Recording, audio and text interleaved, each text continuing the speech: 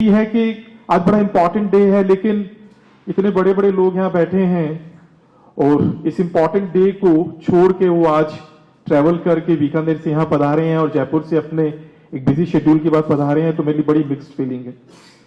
अब यही बात मुझे कहा गया है कि मैं इस जीवनी के बारे में बताऊं, तो बहुत संक्षेप में अपनी बात को रखता हूं कि मैं शुरू से एकेडमिक वर्ल्ड से जुड़ा हुआ हूं। तकरीबन 14 साल MBA को पढ़ाया है अलग अलग कॉलेजेस यूनिवर्सिटीज में। अपने पिताजी का अकेला बेटा हूं। पिताजी रिटायर हो गए, मुझे लगता था वो दिल्ली मेरे साथ आ जाएंगे, लेकिन उन्होंने कहा कि मुझे बीकानेर अच्छा लगता है, मैं बीकानेर ही रहूंगा। और जब वो बीकानेर रहे तो एक अकेला बेटा होने के नाते मुझे एक इनसिक्योरिटी फील होती थी उनके लिए, अपनी जिम्मेदारियों के कारण। रात को उठ के व्हाट्सएप पे उनके लास्ट सीन देखा करता था। तो फिर तकरीबन 4 साल का समय मैंने इन सबको करते हुए निकाल दिया। फिर मुझे लगा नहीं, मुझे जाना चाहिए, तो मैंने सब कुछ छोड़ के अपना एक करियर 2016 में मैं बीकानेर वापस आ गया। और जो वो 2016 तक का जो करियर था उसमें मैं लिखता होता था, क्योंकि कॉलेज में पढ़ाते थे तो जर्नल्स के लिए, रिसर्च जर्नल्स के लिए लिखना, कॉन्फ्रेंसेस में जाना, वो सब एक पार्ट था। लेकिन 2016 के बाद वो एक छूट गया, क्योंकि मैं एक स्कूल सेगमेंट में एक एडमिनिस्ट्रेटिव ऑफिसर के रूप में काम करने लग गया। लेकिन अंदर एक राइटिंग थी, एक स्किल थी जिसको मैं मिस कर रहा था। कोरोना में वो स्किल एक उभर के सामने आई, जब मैंने पहले दिन ऑनरेबल प्राइम मिनिस्टर साहब की अनाउंसमेंट के बाद, लॉकडाउन के बाद, जब एकाएक 2-3 घंटे में जूम सड़कों पे देखा और फिर अगले दिन उस जूम के लिए काफी स्टोरीज पढ़ी, फोटोग्राफ देखी, तो बहुत इमोशनल फील हुआ। क्योंकि मैं इकोनॉमिक्स का स्टूडेंट था, मुझे लगा ऐसा, इसका मतलब मेरा मुल्क उतना स्टेबल नहीं है जितना स्टेबल दिखता है, कुछ ना कुछ आर्टिफिशियल है।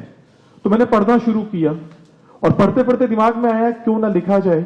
अखबारों के लिए लिखना शुरू किया, एक अखबार के साथ शुरू किया, लेकिन उस अखबार के बाद अपॉर्चुनिटीज बढ़ती चली गई और खुशकिस्मत हूं कि तकरीबन सभी बड़े अखबारों ने मुझे सोल स्पेस पे छापना शुरू कर दिया।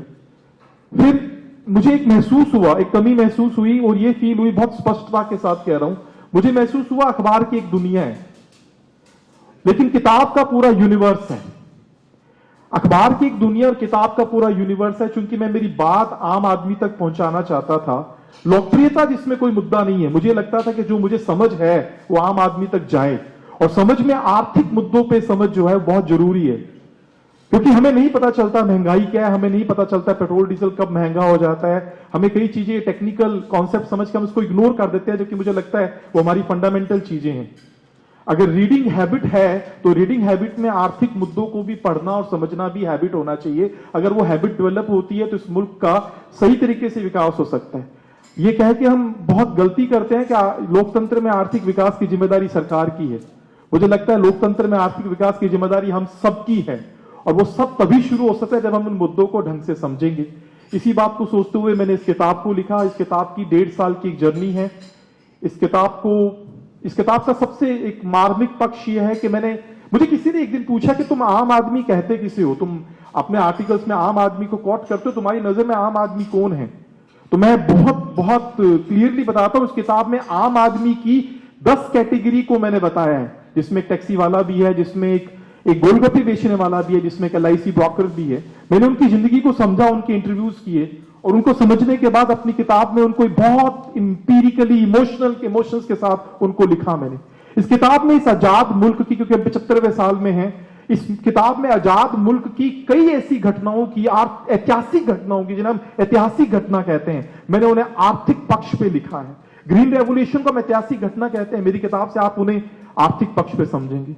तो कोशिश की है आम आदमी को इस मुल्क की आर्थिक स्थिति के बारे में बताने की। बाकी अब ये समाज बताएगा कि मैं सफल हुआ हूं या फेल हुआ हूं। बाकी आज इतना ही कहूंगा कि मैं बहुत इमोशनल हूं, मुझे खुशी हो रही है कि मैंने अपने एफर्ट को किया। अब रिजल्ट उसका क्या आएगा वो तकदीर बताएगी, लेकिन एक बार फिर से आप सबका बहुत बहुत दिल से शुक्रिया। मैं हाथ जोड़ के सबको